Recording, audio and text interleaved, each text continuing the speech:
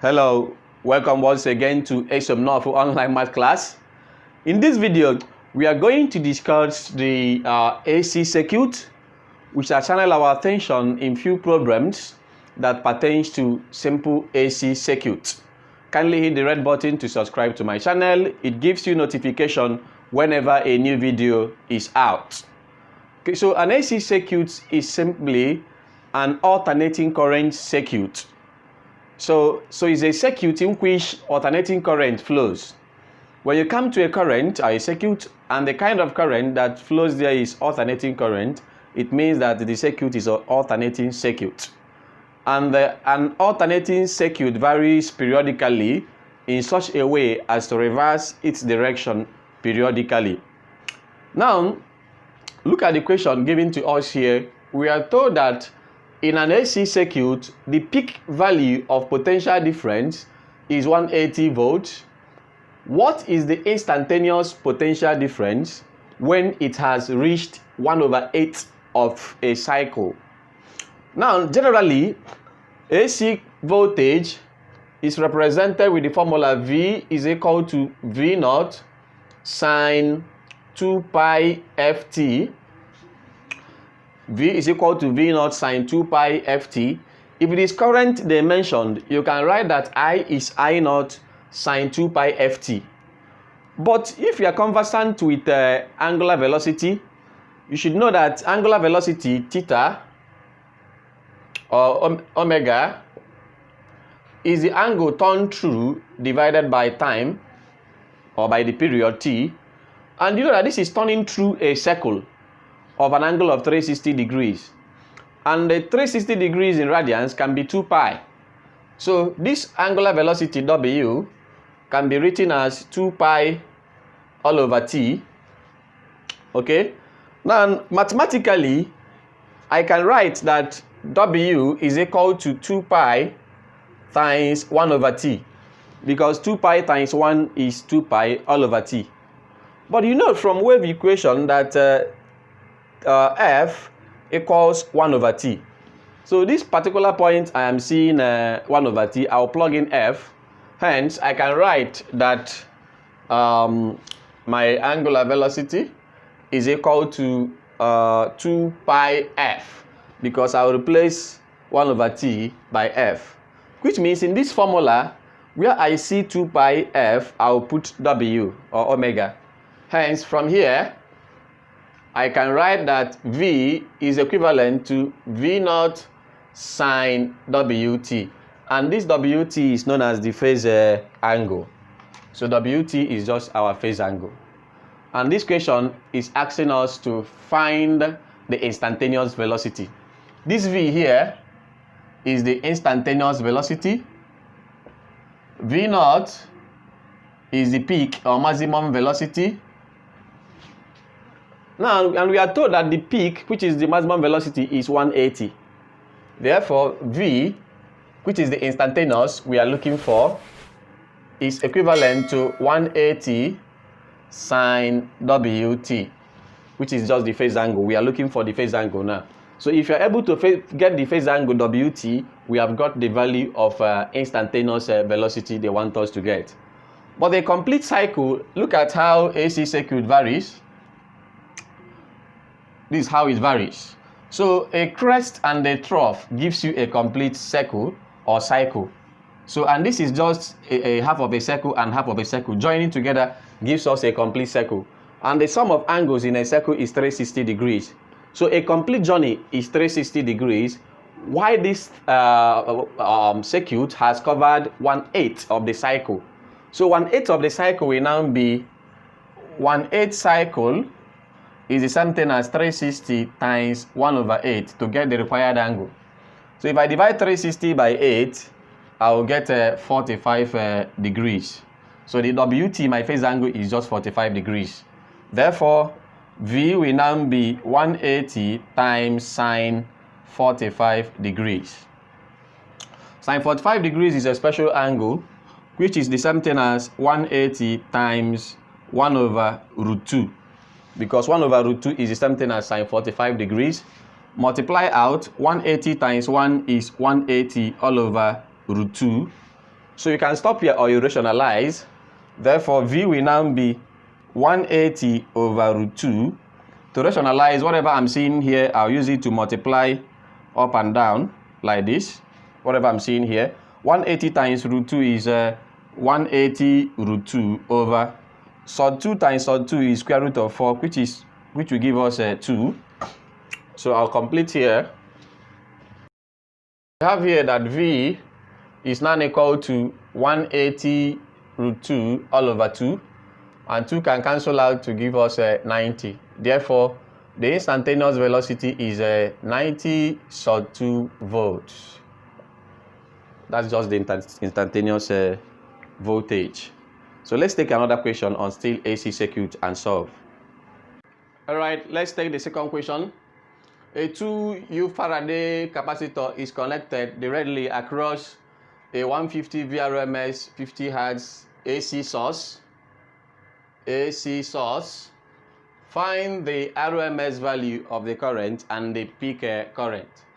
RMS value of the current is just IRMS, and the IRMS is equal to VRMS all over XC. I'm using AC because I'm giving a capacitor, because if a capacitor is connected in the AC circuit, you know you will be obtaining the capacitive reactance, and that is XC. If it is an inductor, I'll use over Excell, because Excell is an inductive reactance. Just a resistor, I will use R, because from Ohm's law, we are told that V is equal to IR. So making current subject, you have that your current is now V over R. That is what is taking place here, V over R. This is serving as the opposition to the flow of current, because capacitor, inductor, and resistor are all opposition to the flow of AC current, because when you connect a capacitor in an AC circuit, you obtain capacitive reactance. If you connect an inductor, you have to obtain an inductive reactance. Therefore, reactance is just the opposition to the flow of AC current offered by an inductor or a capacitor. When capacitor offers the opposition, you get capacitive reactance. When an inductor offers the opposition, you get inductive reactance. Sometimes we can have an overall opposition in a circuit, in an AC circuit, whereby the resistor, the inductor or the capacitor will be offering the opposition to the flow of AC current. If that is the case, you know you obtain what we call impedance in the circuit. No longer reactance, but impedance. So impedance is the overall opposition to the flow of AC current, which is offered by a resistor, an inductor, and or a capacitor. Okay, that's by the way. So have that IRMS is equal to VRMS over XC. So VRMS is known as 150, but you don't know XC, which is the capacitive reactance. So you have to get it. XC is given by 1 over 2 pi FC. That's the formula for XC. So have it as 1 over 2 times pi is 22 over 7 times frequency 50 Hz. Then times capacitor, which is 2. But you are seeing UF there. Therefore, you convert to the SI unit by multiplying by 10 power of minus 6 to put in the right unit. If it is MF, you are multiplying by 10 power of minus 3. That is, you are dividing by 1,000. But here I'm dividing by 1 million, because the right unit for capacitor is Faraday, not millifaraday. So now XC will give us 1 over 2 times 22 is 44. 44 times 50, let's see. 44 times 50 will give us 2,200 times 2 all over 7. Then multiply by 10 power of minus 6. So we'll continue at this stage. XC will give us 1 over 2,200 times 2 will give us 4,400. So I have to divide 4,400 by 7. I will get 628.57. 628.57, then times 10 power of minus 6.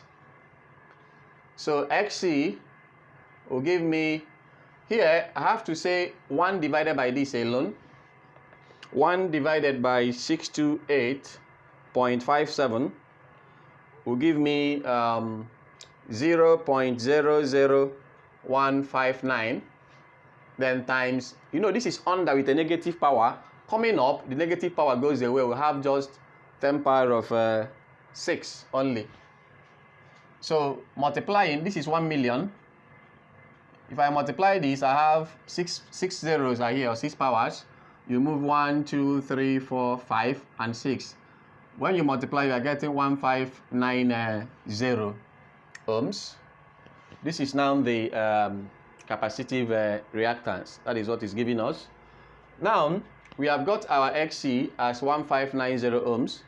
Then IRMS, which we are looking for, will now be VRMS, which is 150 all over XC. We have got XC as 1590. So you have 1590. So IRMS will give us 150 divided by 1590, which I have 0.094 amperes. This is just the current we are getting in this circuit. So let's take the B part of it, because we have the peak value of the current. So number B, peak value of the current, you have that IRMS is equal to I naught over root 2. That's the formula for IRMS again. Then we are looking for peak value, which is I naught. If I cross multiply here, I have that I naught is IRMS multiplied by root 2. So I naught will give me, my IRMS is 0.094 multiplied by root 2. So let's multiply together and see what we'll get. 0.094 multiplied by root 2. We shall get that our I naught is equivalent to 0.133 amperes. 0.133 amperes. So you see that taking questions like this is not that difficult. Let's take the third one. Okay, at this point, let us take the third question. An AC voltage of amplitude 2 volt is connected to an resistance, inductance, and capacitor circuits, that's RLC circuit. If the resistance in the circuit is 5 ohms and the inductance and capacitance are 3 mH and 0.05 UF respectively, calculate the resistance, resonance frequency, and the maximum AC current. Now, whenever you hear resonance in an AC circuit, it means it is the point in which the highest current is obtained. When the highest current is obtained in a circuit, it means that resonance is taking place, and the frequency of that circuit is the resonance frequency. And this resonance frequency F0 is equivalent to 1 over 2 pi square root of LC. This is just the formula you use to get the resonance frequency. But remember that XL must be equal to XC before resonance can be obtained in an AC circuit.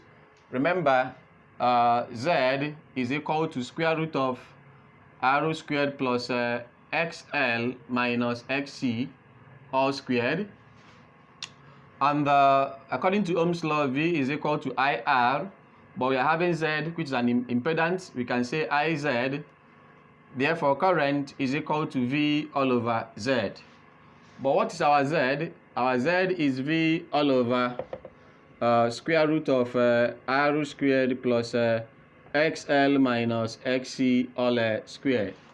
So, for maximum current to be obtained in this circuit, which is resonance, XL minus and XC must be equal, because if they are equal, if this is 2 and this is 2, when you say 2 minus 2, you have 0, and 0 squared is still 0. So you have nothing to be added to the resistance, which we are going to use to divide the voltage to get the current. So when you have few things that will divide voltage, you see that you are getting a higher current. That is why we say that resonance is obtained in an AC circuit when XL is equivalent to XC. Now, we have seen that the resonance frequency is 1 over 2 pi root LC. So F naught will now be 1 over 2 times pi is 22 over 7 root L. L is inductance, which is 3. So you say 3 times 10 power of minus 3 because we are having M Henrys, times C is 0.05 times U. If you see U times by 10 power of minus 6. If it is M, 10 power of minus 3, because there should be no U and M in the system international unit of these parameters. So F naught will now be 1 over 2 times 22 is 44. 44 divided by 7.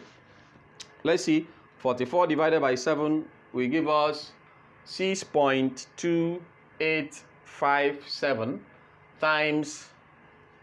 Coming here, I'll look at how I'm going to change the items in the bracket. I'll call this 3 times 10 power of minus 3 times this 0.05. I will just call it 5 times 10 power of, this is 0.05. I multiplied it by 100 to get 5. Therefore, I will divide this one by 100. If I divide by 100, it means the power will increase to 8. Because there are 2 zeros in 100, I will subtract 2 from this minus 6. I will get minus 8 as the power here. So F naught will now be 1 over 6.2857 times 3 times 5 is 15. Then times 10 power of minus 3 minus 8 will give us minus 11. I applied indices here.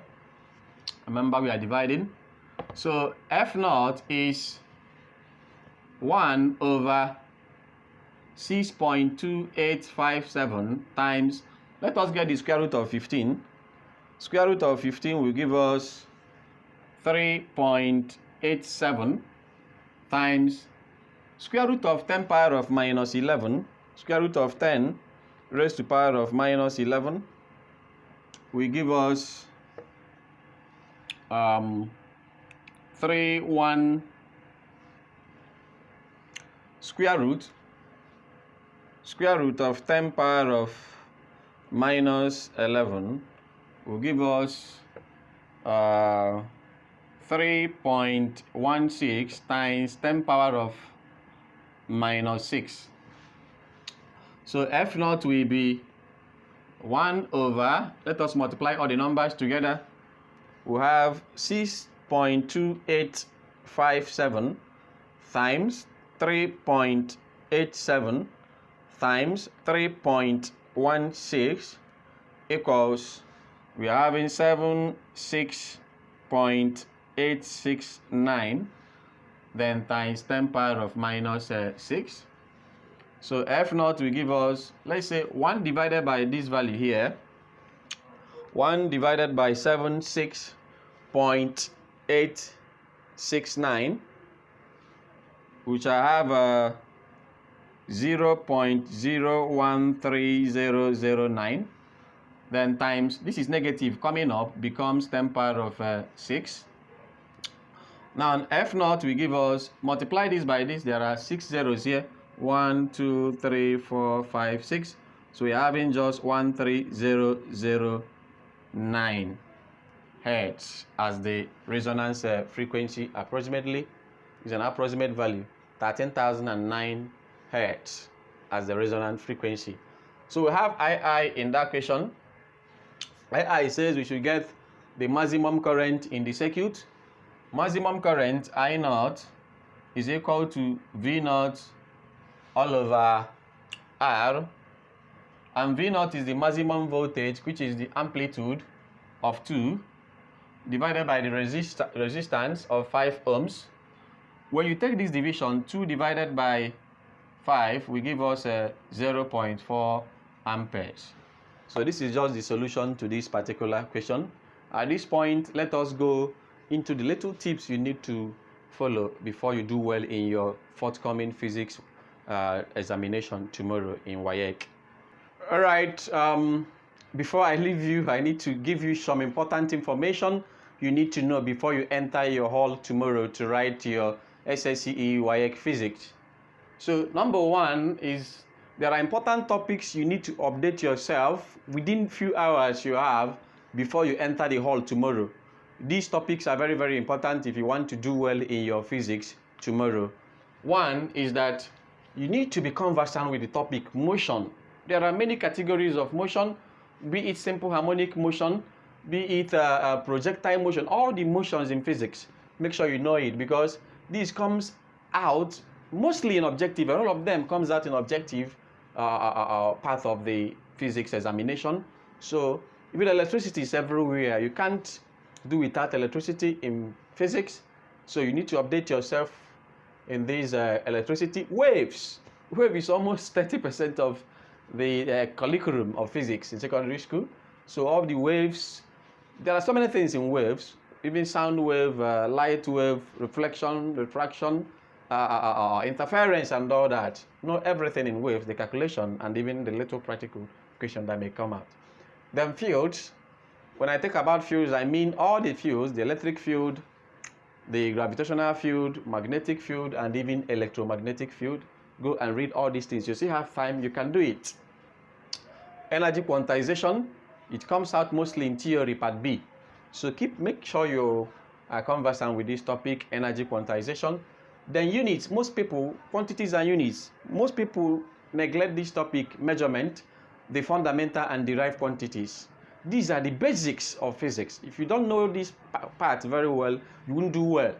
In the objective, you normally see where you are asked to measure readings from the micrometer, screw gauge, or the vernier calipers. All these instruments that can measure a very short distance. So know the readings, how to convert to the main scale and vernier scale and etc. So these are the things you need to know before you step into the hall tomorrow. Equilibrium is also very important. It comes out in theory and objectives. So make sure you know this. In the objective, they always ask the conditions necessary for a body to be in an equilibrium. It comes out steady. So make sure you know it. By now, before you write any examination, you should have known the number of questions you're expecting and strategize on how to approach these questions. So you normally write up to 8 questions in the theory physics, 5 from part A and 3 from part B. In the objective, you have up to 50 objective questions you are going to write. Now, before you make any calculation in physics, it is better and correct to put the quantities in the right SI unit. You can see in this topic we discussed here, AC circuits, I spent time converting all these capacitor inductors that are not written in the right unit. I converted them by multiplying by 10 power of minus 3 and 10 power of minus 6 respectively. So know the right conversion. Like if time is given in hours, you must put it in seconds. If distance is given in kilometers, you must put it in meters. All these are the important things you need to be doing. Otherwise, you lose a lot of marks. Then write the units of every quantity. After calculation, for example, you are looking for current and your current is 4 at the end of the day. You come and write just 4 without putting amperes. You are losing some marks. So it's very, very important that at every calculation, you put your units. Then, if I will advise, spend less time struggling to finish all the part A questions. Lose all the times you have to focus on the part B questions, because the 3 questions there, each of them will have 15 marks for the 3 questions in part B. And 15 plus 15 plus 15 will give you 45 marks. And in part A, that will answer up to 5 questions. Each of the questions will have just 3 marks. 3 into 5 times will give you 15. So you see that if you are wasting time, if you write all the questions in part B and didn't even write part A at all, you have passed. But if you answer 5 in part A without touching part B, you have failed. That is why it is very, very important to spend much time in part B, so that the leftover time will now be channeled to part A. Alright, so I think I've given you the basics, information you need to write your physics tomorrow. I wish you good luck. Kindly hit the red button to subscribe to my channel if you've enjoyed what you've watched. Thank you for your audience.